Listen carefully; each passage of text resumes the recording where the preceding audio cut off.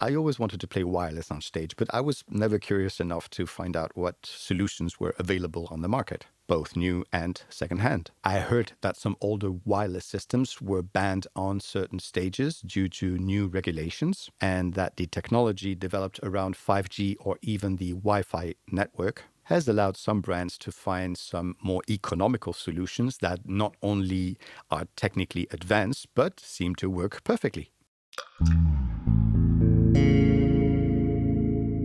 Welcome back to the Weatherbase. I am Jean-Marc van Loo. First of all, I would like to thank Xvive for sending me the P58 guitar wireless system in exchange for my review. Xvive has a wireless system, the A58, that consists of two almost identical units, a transmitter like this one that is plugged into the bass and a receptor that is plugged into the amp or the first pedal of your pedal chain. Let's say that, to simplify as much as possible what it does, it eliminates the use of a cable and replaces it with a wireless system that in this case is digital. There is a variant of the A58 that is called the AC58 that includes a carry case that also charges the two units. And finally, the system that we are checking out today, the P58, it consists of the same transmitter, but the receptor in this case is also a tuner, which by the way you can also use with a regular instrument cable in case the transmitter's battery dies out. And how does the tuner work? Well, let's compare it to one of the best tuners out there, which is a Peterson, and find out if it can compete with it. Okay, let's tune.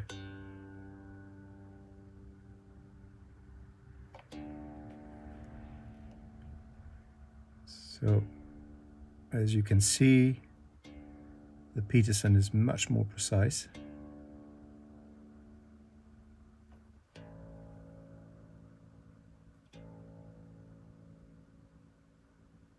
I'm a bit sharp in the Peterson, and I'm right there on the Xvive.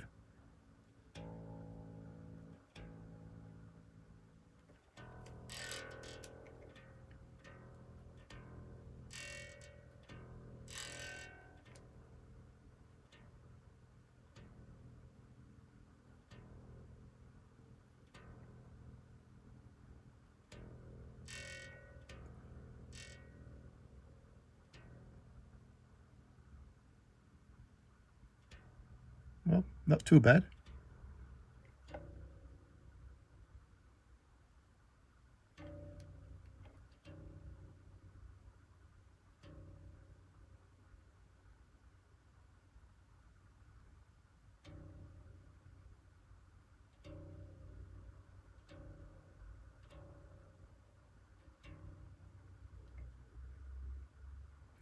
Yeah, you can see here with the B string that it's a bit sharp in the Peterson and a bit flat in the Xvive.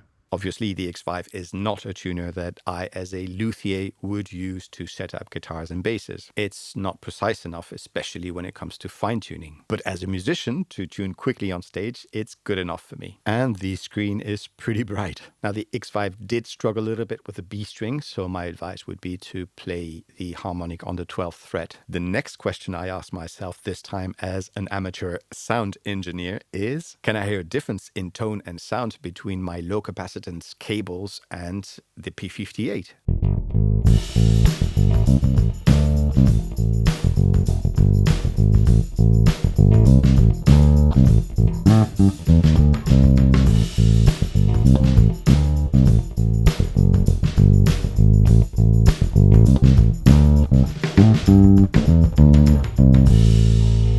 The only difference I noticed and checked while mixing the tracks is that the signal goes up more or less 1.5 decibels with the P58. The tone and most of all the dynamics are identical, as well as the sensations while playing. In fact, the quality of digital to analog conversion is high res, 24 bits, 48 kilohertz. More than enough not to lose any frequency or detail in the signal. In addition, the latency of 5 milliseconds that announces Xvive is not noticeable. However, I will continue to use cables for recording, but for live, walking around the stage without worrying about the cable is pretty cool. Last but not least, the connection distance. Xvive says it can reach up to 100 feet, which is about 30 meters. I wanted to go outside to check that, but it was raining that day, so I had to do the test in my workshop. This means that you will get to see what an artisan's workshop looks like.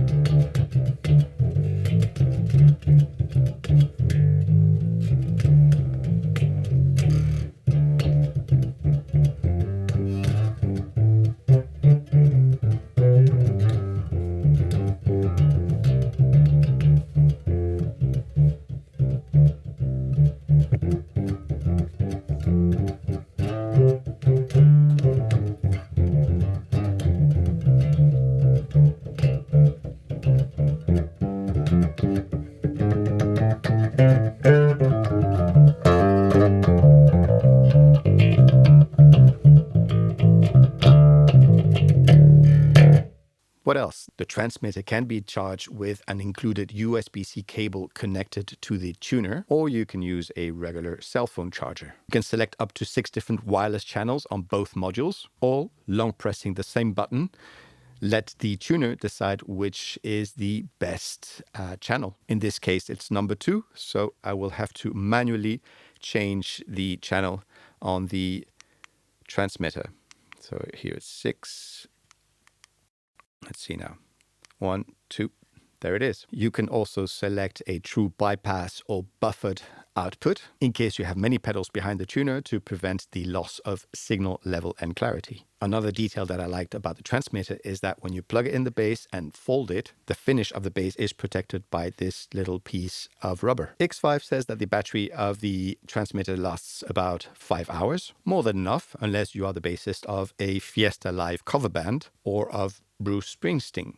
If you know, you know. And the pack includes a 12-volt power supply, but the receiver also accepts 9 volts from a power supply that you use for your pedals, for example. In conclusion, I am delighted with how the P58 feels when playing, which is what I was the most skeptical about. So now it's time to put it to test in concerts, and I'll make sure to tell you all about it later on. However, if you have experience with the same equipment or with another wireless equipment, please tell me about it in the comment section. Meanwhile, thanks for watching. Please like and subscribe, slap the bell so that YouTube can notify you whenever I upload a video. Follow me on Instagram at the Waterbase channel for updates, and I'll see you in the next one. Bye-bye.